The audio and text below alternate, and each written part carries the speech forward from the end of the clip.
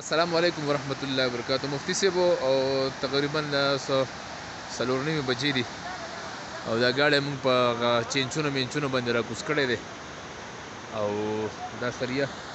دلته کې ډېر بې ځایه پرته وه. تاسو خو لیدلي مو دې هلکان دی خدای خوشحاله کړي دي او خبره مبره هم مني او رالو دلته کې داسې حالات دي لاسونه سم بدحل دي دغه اور مور موږ ځانه بل کړی دی او په دې باندې د لاسونه ماسونه ګرمه او دا سریه مریه خېجو موږ چې دا بره محفوظ ځای ته وخېږي. مفتي صاحب زه به سهار وځم ځکه چې دغه حالات دي او سم بد حالات دی دا په خپلو لاسونو باندې دړلې واوره ده.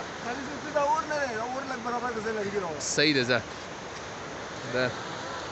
ځکه دې ټایم کې لږ غوندې کې موسم صفا شو دغه سریه ډېر بې ځایه پرته ده کته هغه زانګو سره پرته ده. تاسو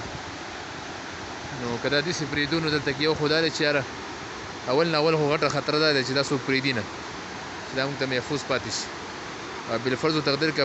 څوک وی نه سي نو بیا هم سریه خرابېږي او 99% دغه دا دی چې دا خلک ګوډي نه پرېږدي.